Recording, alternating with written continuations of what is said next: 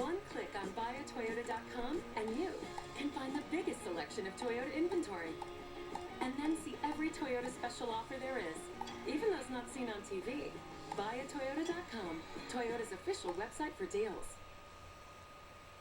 Live from the State House, WBZ presents the State of the Commonwealth Address. And these are live pictures inside the Massachusetts State House. Governor Deval Patrick about to deliver his final State of the Commonwealth address to rousing applause. No other problems tonight. The governor can lay out his agenda for his final year up on Beacon Hill. I'm Lisa Hughes. And I'm Jonathan Elias. Good to have you along. Let's listen into the governor to see what he has to say. Thank you. Thank you. Thank you very much. Thank you, everybody. Thank you very much.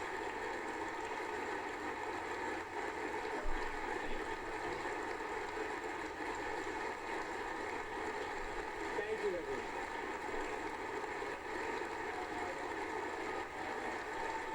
Thank you. Thank you. Please, thank you.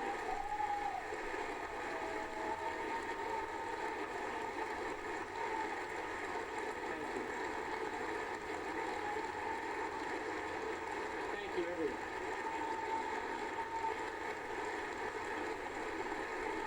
Ladies and gentlemen, thank you. Thank you, everyone. Thank you so much. Madam President, Mr. Speaker, and members of the Senate and the House, fellow constitutional officers and members of the Governor's Council, Mr. Chief Justice and members of the Judiciary, members of the Cabinet and my administration, mayors, sheriffs, and other elected officials, reverend clergy, distinguished guests, and fellow citizens of Massachusetts. Please join me first in welcoming our First Lady, Diane Patrick.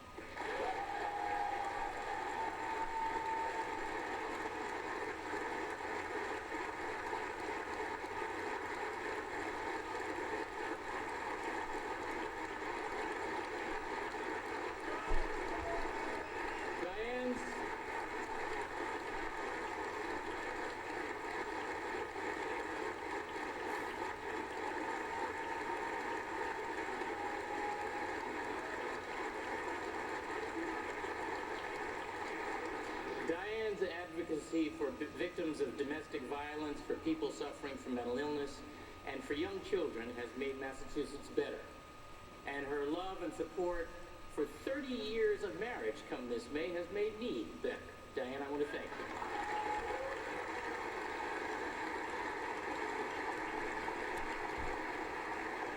Remembering that America is still at war in distant lands, and that the sons and daughters of Massachusetts still place themselves in harm's way for our sake, let us also acknowledge and thank all the men and women in uniform. We are grateful for your service and humbled by your sacrifice.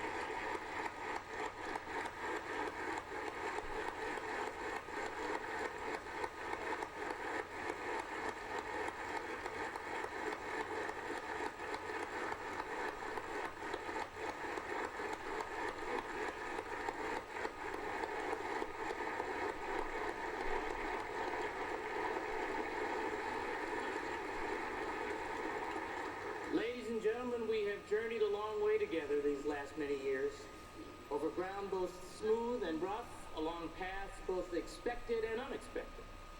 When I came here to work in 2007, I expected to face economic challenges, but not a global economic collapse. I expected to find a subpar transportation system, but not a bankrupt and dysfunctional one.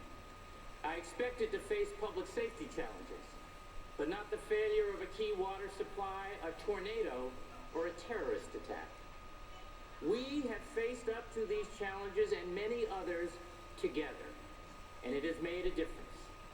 Today, Massachusetts is first in the nation in student achievement, in healthcare coverage, in economic competitiveness, in entrepreneurial activity, in venture funding, in energy efficiency, and in veterans services.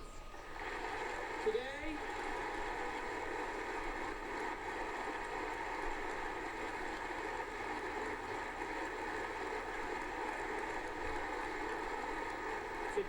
our biotech sector is one of the fastest growing in the world. Our clean tech sector is seeing double-digit job growth, and we have trained over 100,000 people for jobs in these and other innovative sectors. Today, manufacturing in our state is growing more than 50% faster than in the nation as a whole, and 7 times the rate it did during the previous administration. Today, we are rebuilding our infrastructure throughout the Commonwealth. Multifamily housing starts have tripled, and commercial development is on the rebound. Today, a new 1,200-mile fiber optic network serves to connect every community to high-speed internet. Today, over 110,000 acres have been added to our conservation lands, and over 2 million of our residents will, by this year, be able to walk to a local park. Today, instead of leaving in droves, young people and families are moving into Massachusetts. Our population is growing again, faster than the rest of the nation.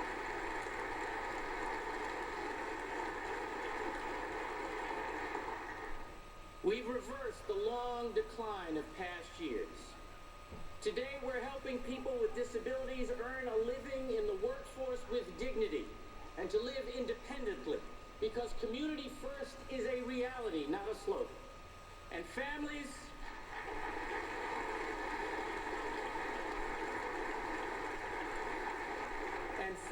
whose children need it have the most comprehensive autism coverage in the nation.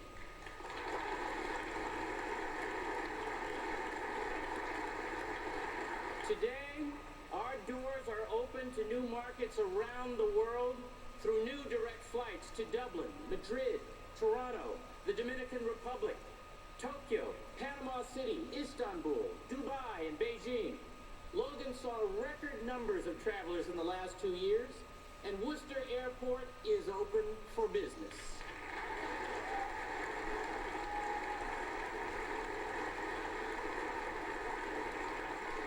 We have saved citizens hundreds of millions of dollars by reforming municipal health plans and the state pension system, cutting health care costs, simplifying the transportation bureaucracy, turning around underperforming schools, using flaggers instead of police details, and making auto insurance competitive. And the government that has delivered those reforms has more women and minorities in leadership positions than ever before.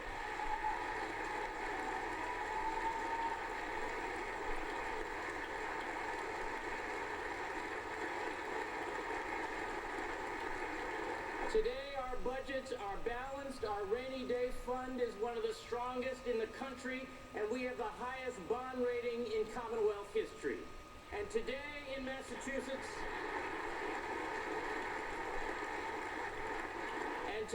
Massachusetts, you can marry whomever you love.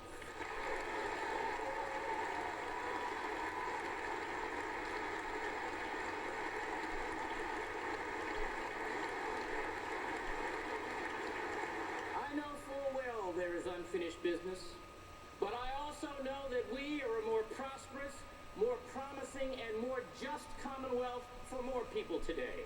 I know that Massachusetts is back in the leadership business and that the state of our Commonwealth is strong.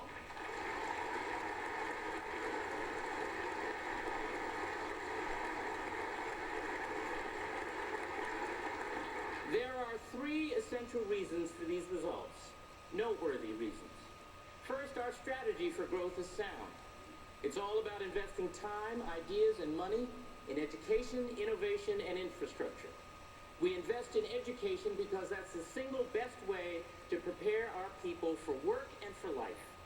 We invest in innovation because focusing on industries that depend on our kind of concentration of brain power is the best way to play to our strengths. And we invest in infrastructure because these are the things the public builds as a platform for private investment and personal ambition. That strategy creates jobs now and sustained growth into the future. It's the right strategy. The second reason for our progress is that we work together. No, we don't agree on everything, and I never expected that we would. But we have shown that we don't have to agree on everything before we work together on anything, and that you don't have to hate the person with whom you disagree. By shaping and reshaping each other's ideas, by concentrating on what's meaningful, and by providing the tools needed to get the job done, we execute our strategy collaboratively. The third reason we have produced the results we have is that we have governed for the long term. In government, just like in business, there is enormous pressure to manage for the short term, to lurch from crisis to crisis. I am determined to keep our focus on the next generation, not the next news cycle. And more often than not, you have shared that discipline. That too has mattered. So as I am thanking others, let me also and especially thank you, Mr. Speaker and Madam President, and all the members of the legislature and of the administration, from the senior leaders to the junior staff, for working with me and above all, with each other, and for toiling honorably every day on behalf of the best long-term interests of the people of the Commonwealth. I hope you share my pride in our Commonwealth's undeniable progress. Thank you so much.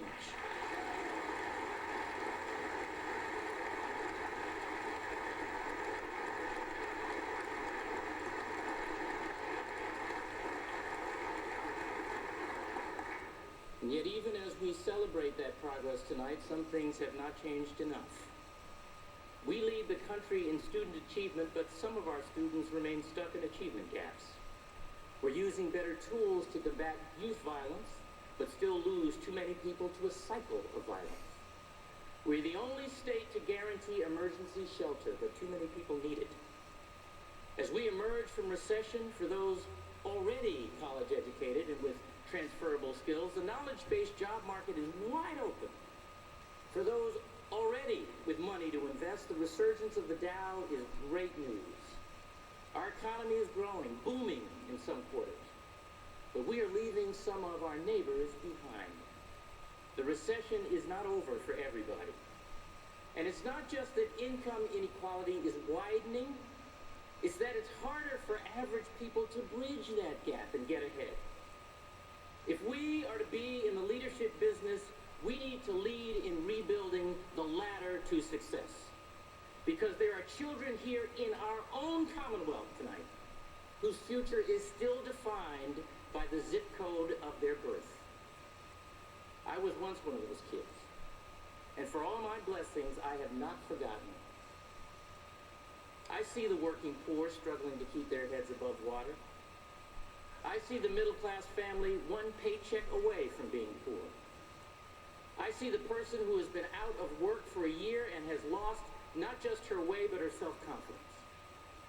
I see the parents working 2 and 3 jobs, sacrificing everything so their kids can go to a school that sometimes doesn't meet their needs. I see those people, and so do you. For too many of our neighbors, the American dream is in trouble. And I refuse to accept that their dream is out of reach. Government cannot deliver all of that all on its own. But government, we here tonight in this chamber, have a solemn duty to help all our people help themselves.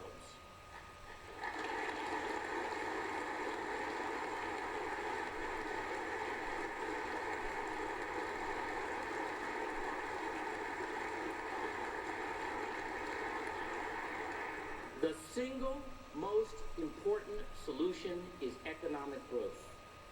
Growth that reaches out to the marginalized, not just up to the well-connected. An expanding economy needs well-prepared and competitive talent of all kinds. It needs inventors and innovators and investors. It needs techies and carpenters, teachers and cooks, PhDs and plumbers. Economic growth lifts us all. Our strategy is a proven path to job growth, to helping people help themselves. So tonight, I am asking you to recommit to that strategy and to working together to meet our citizens' unmet needs. First and foremost, let's keep leading in education. Let's make quality early education and all-day kindergarten available to more young children.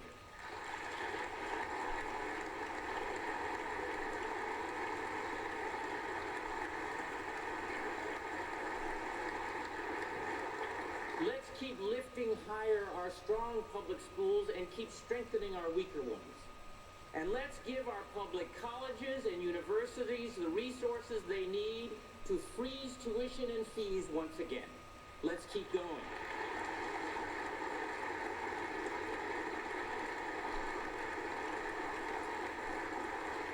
Let's keep playing to our strengths by supporting the life sciences and advanced manufacturing, by expanding our clean tech initiatives, including in the burgeoning water technology cluster, and by encouraging technology clusters of every kind. Each of these sectors has seen job growth that is very strong and investment that is very encouraging in both small companies and large ones, well outpacing the average. This is where our present and our future lie. Working together, we can double the size of our innovation economy in the next decade. Let's keep going. And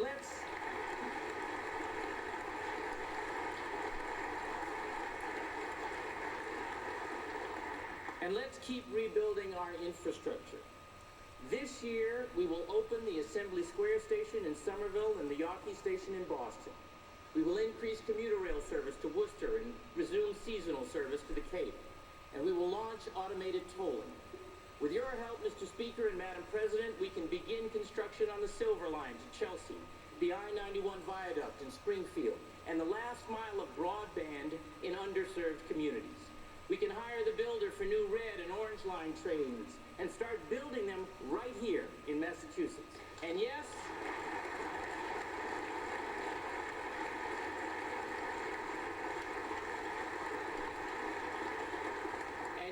in this year, we can accelerate construction on South Coast Rail. So I ask the legislature to pass the bond bills before you now so that we can put more people to work and deliver the public works worthy of a world-class economy. Let's keep going.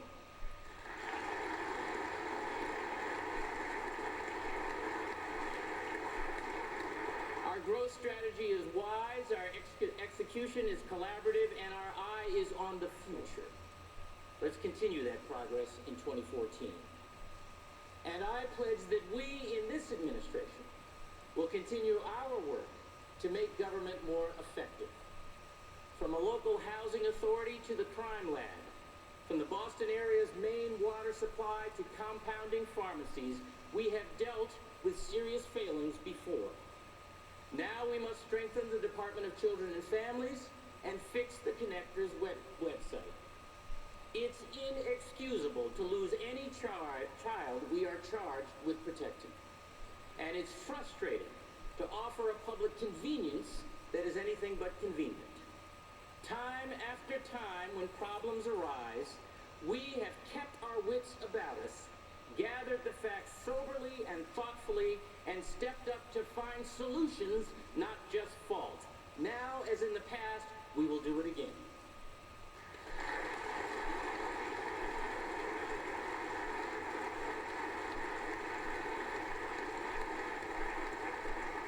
Progress on all of these fronts, whether on legislation, on investing, or on reforms, will, like always, take working together and elevating the public good above all. As I ask for the continued partnership of policymakers and pledge my own, I also ask for the continued partnership of the public. I am thankful for the strong working relationships we have with municipalities, with the business community, with organized labor, and with citizens themselves. But working together has to mean more than cooperating for the good of your own interests. It has also to mean cooperating for the common good. The Commonwealth has worked hard and well to strengthen cities and towns. ably led by former Lieutenant Governor Tim Murray, we have done much good together. Education funding and local aid have grown $500 million since we got here. At the same time, we have doubled local capital investments. Through health reform, telecom reform, pension reform, and the local option meals and rooms tax, we have delivered some $3.8 billion more in new savings and revenues as well. This Commonwealth has done much to respond to the needs of local cities and towns. Now I ask you to do what only you can do. Make your local permitting processes timely and more predictable so that small businesses can get up and running smoothly and reduce their business costs. Work with us to fix the retiree health system so that it is both fair and fiscally sustainable. And yes, hold the line on local property taxes. This Commonwealth is working with municipalities for the good of municipal interests. Work with us now for the common good. This Commonwealth has been a friend to organized labor as well.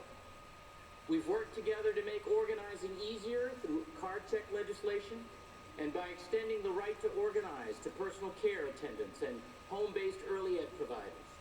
We've worked together to crack down on the misclassification of workers and the abuse of wage and hour laws. We've used project labor agreements on large, complex infrastructure projects where we can show and you can deliver significant savings. And we've given you a seat at the table in my cabinet and in every major reform we have undertaken. I am proud of our work with Massachusetts unions.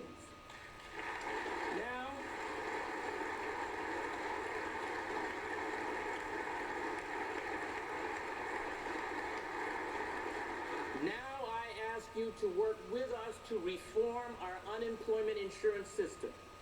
We ought to change the incentives in our UI system to encourage the hiring of long-term unemployed, to make it easier for those on unemployment to start their own business, and to make it more straightforward for companies to comply. I submit that we can have a system that encourages hiring, not one that raises even a second thought about it. This Commonwealth is working with labor for the good of labor interests. Work with us now for the common good.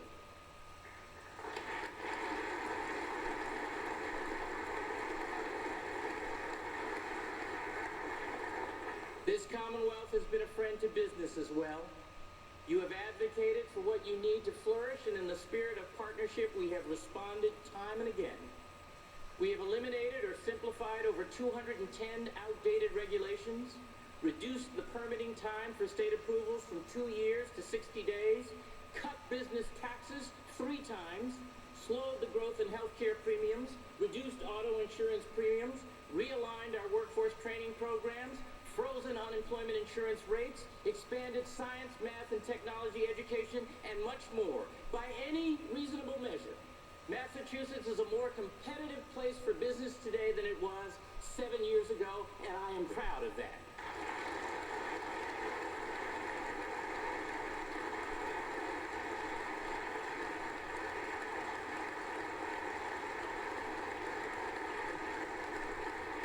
Now I ask Massachusetts businesses to do what only you can do to grow our economy. Hire somebody. Hire a graduate of one of our sterling colleges or someone who's been out of work for too long. Hire someone with a disability or a Corey or a student looking to help his or her family make ends meet. We offer training grants and a community college system that is better integrated than ever to meet your skills needs. And I have been all over the world to open new markets for you. Use these tools. Hire somebody.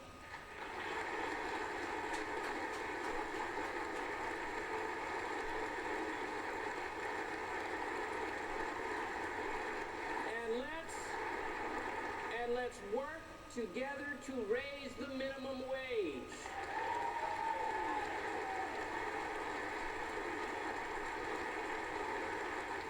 Raising the minimum wage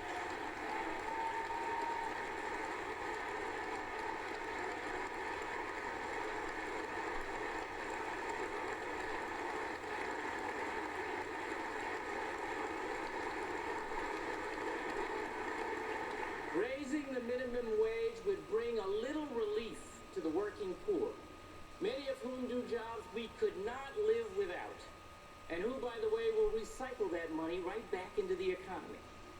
To those who are reluctant to raise the minimum wage, I ask only that before you resolve to oppose it, consider whether you can live on it. This Commonwealth is working with business.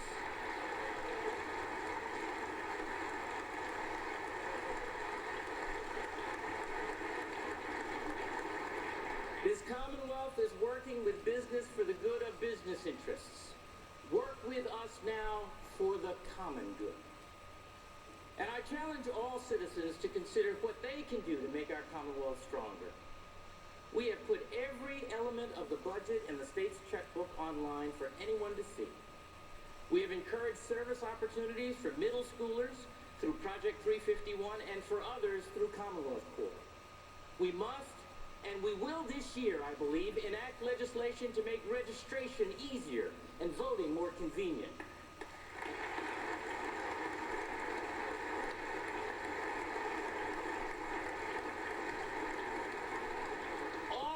And more is about making government more accessible for you to shape and to strengthen, the way a democracy is supposed to work. So for the good of the Commonwealth, I ask you to get engaged. Learn about the candidates for local and statewide office. Work on a campaign. Register to vote, and for goodness sake, show up and vote on Election Day. Run for office yourself. Step up and lead. Find a way to serve your neighbors, your schools, and your community, and insist from us and from each other a modicum of civility as a condition for serving you.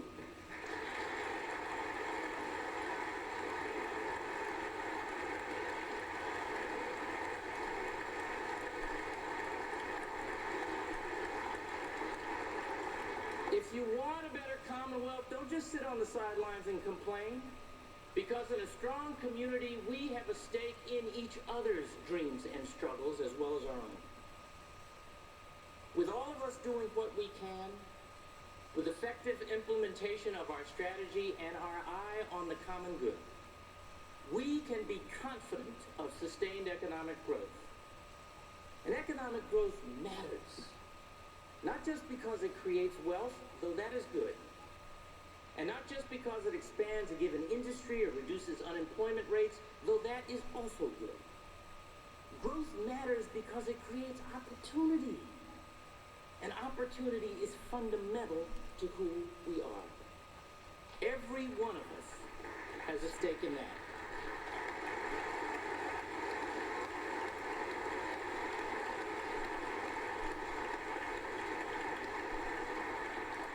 Creating opportunity, keeping the dream within reach, is the agenda now, just as it has been for the past 7 years. Frankly, it's the only agenda I have ever had in this job, and the only one worth having. I expected that serving as your governor would be the great honor of my professional life. But I didn't expect it to be so enlightening, so humbling, and so much fun. And I just,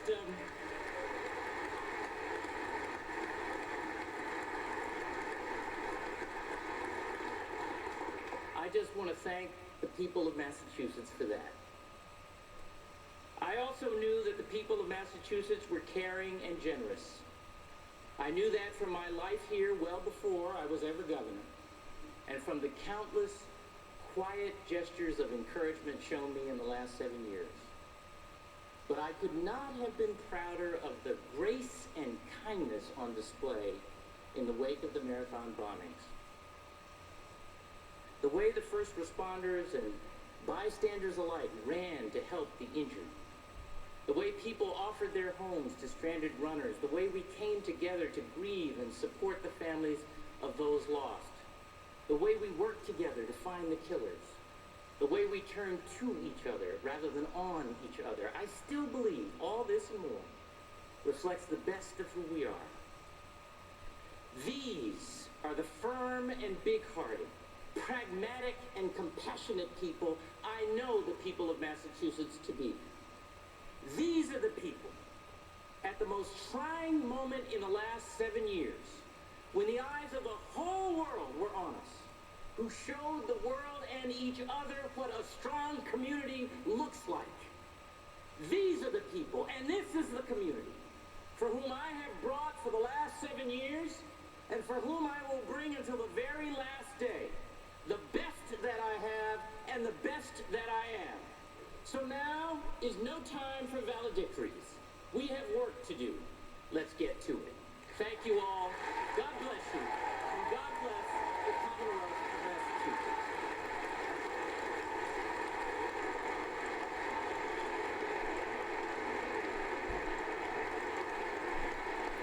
Governor Patrick's last State of the Commonwealth address. We'll have much more tonight. We hope you'll join us right here for WBZ News at 11.